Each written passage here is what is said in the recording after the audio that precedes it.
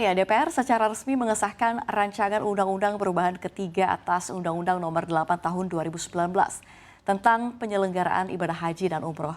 Dengan demikian, Badan Penyelenggara Haji atau BPHJ mengalami transformasi menjadi Kementerian Haji dan Umroh. Sebuah langkah penting untuk memperkuat layanan, koordinasi, dan efektivitas pelaksanaan ibadah suci ini. Transformasi kelembagaan ini bukan sekedar perubahan nama. Dalam RUU tersebut terdapat sejumlah poin krusial mengenai kelembagaan, kuota, dan juga mekanisme petugas haji.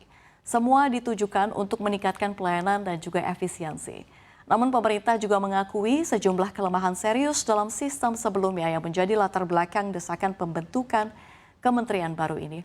Langsung saja kita bahas selengkapnya dalam RI resmi punya Kementerian Haji dan Umroh. Ya. Indonesia resmi membentuk Kementerian Haji dan Umroh, pengelolaan ibadah haji akan berada di bawah kementerian tersebut. Bukan lagi tanggung jawab Kementerian Agama. Pembentukan Kementerian Haji dan Umroh ini diatur dalam RUU Perubahan Ketiga atas Undang-Undang Nomor 8 Tahun 2019 tentang penyelenggaraan ibadah haji dan umroh yang disahkan dalam rapat paripurna DPR RI keempat masa sidang 1 tahun sidang 2025-2026 di Kompleks Parlemen Senayan, Jakarta pada Selasa kemarin. Rapat diawali dengan pemaparan RUU Haji dan Umroh yang disampaikan oleh Ketua Komisi 8 DPR RI, Marwanda Sopang. Salah satu isinya terkait pembentukan Kementerian Haji dan Umroh. Ini kita lihat dari beliau, Marwanda Sopang, Komisi 8 DPR RI. Komisi 8 DPR dan pemerintah ini sepakat ya untuk membentuk Kementerian Haji dan Umroh sebagai one-stop service untuk mengkoordinasikan seluruh SDM dan juga infrastruktur penyelenggara haji. Nah, kementerian baru ini merupakan perubahan nama Badan Penyelenggara Haji atau BPHJ yang dibentuk Presiden Prabowo Subianto pada awal pemerintahannya. BPHJ mendapat mandat untuk mengelola ibadah haji mulai 2026. Ini menggantikan tugas yang selama ini dijalankan oleh Kementerian Agama. Usulan pembentukan kementerian yang membawahi urusan haji dan umroh dibahas dalam revisi Undang-Undang Haji dan Umroh. Komisi 8 DPR RI dan pemerintah akhirnya menyetujui perubahan badan menjadi kementerian.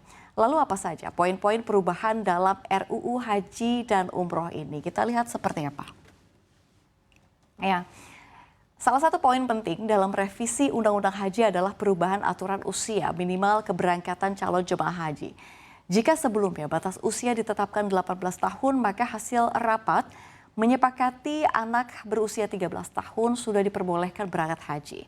Keputusan ini menjadi sorotan lantaran dianggap lebih longgar 5 tahun dibandingkan aturan sebelumnya. Petugas embarkasi bisa juga non-muslim. Ini kesepakatan lain yang cukup kontroversial adalah diperbolehkannya petugas haji dari kalangan non-muslim, khusus untuk penempatan di embarkasi. Nah, kebijakan ini dinilai penting demi memperluas dukungan teknis pada tahap keberangkatan, meski akan tetap menuai perdebatan di publik ya. BPHJ resmi jadi kementerian. Poin krusial lainnya adalah perubahan status Badan Penyelenggara Haji BPHJ menjadi Kementerian Haji dan Umroh. Nah, jadi dengan perubahan nomenklatur ini, Kepala BPHJ akan naik status menjadi menteri. Dan menurut Marwanda Sopang ini juga menegaskan ya, keputusan ini sudah sesuai dengan aspirasi DPR yang sejak lama ini mendorong agar pengelolaan haji dilakukan oleh kementerian tersendiri.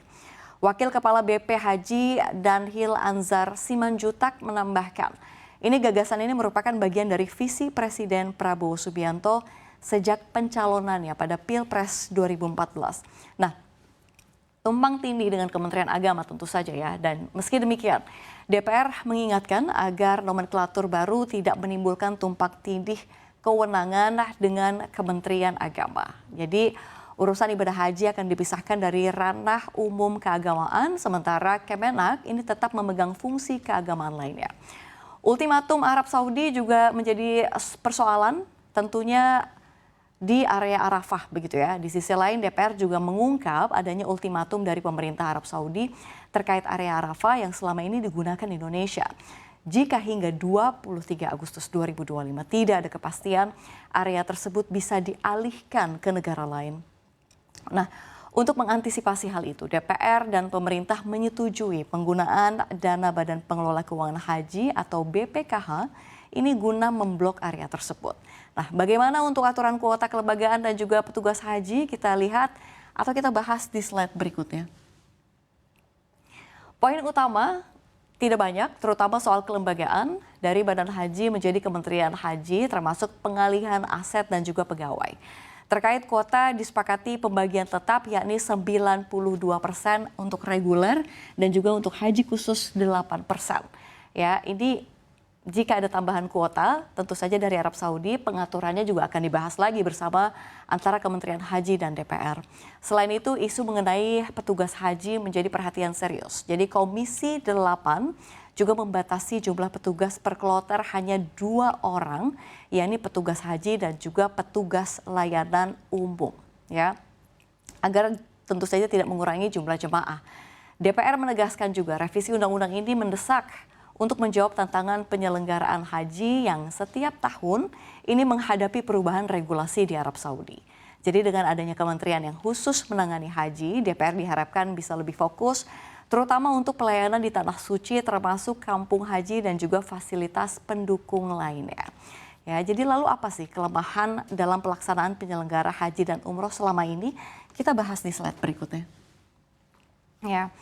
Kalau misalnya kita lihat ya kelemahannya ya, Menteri Hukum Supratman Andi Atgas ini mengungkap setidaknya ada 5 hal yang menjadi kelemahan dalam pelaksanaan penyelenggara haji dan umroh. Sehingga pemerintah dan DPR perlu memisahkan antara Kementerian Agama dan juga haji. Yang pertama ini kita lihat ya, pemerintah Indonesia belum optimal dalam memanfaatkan kuota haji dan kuota haji tambahan dari pemerintah Kerajaan Arab Saudi. Dan yang kedua, kalau misalnya kita lihat belum adanya atau belum optimal pembinaan terhadap jemaah haji tahun berjalan dan juga jemaah haji pada urutan berikutnya. Ketiga juga kalau kita misalkan lihat ya, belum adanya perlindungan dan pengawasan terhadap pelaksanaan ibadah haji warga negara Indonesia yang mendapatkan undangan pisah haji non-kuota dari pemerintah Kerajaan Arab Saudi. Lalu berikutnya di keempat, belum adanya mekanisme pembahasan perubahan biaya penyelenggara ibadah haji dalam hal terjadi kenaikan biaya penyelenggaraan ibadah haji. Lalu yang kelima, belum adanya pengaturan mengenai sistem informasi haji melalui sistem kementerian, serta juga ada keberangkatan perjalanan ibadah haji dan umroh secara mandiri. Ya, ini kalau misalkan kita lihat begitu ya, pembentukan Kementerian Haji dan Umroh memang jadi babak baru dalam pengelolaan ibadah haji di Indonesia. Jadi dengan kewenangan penuh, kementerian ini diharapkan mampu menjawab kelemahan lama mulai dari pembagian kuota, pelayanan jemaah, hingga koordinasi dengan pemerintah Arab Saudi. Tentu kita berharap ya, pelayanan haji dan umroh tidak lagi sekedar soal administrasi, melainkan juga peningkatan kualitas ibadah umat secara menyeluruh. Dan kita nantikan apakah kehadiran kementerian baru ini benar-benar bisa membawa perubahan nyata bagi jutaan calon jemaah haji Indonesia di tahun-tahun mendatang.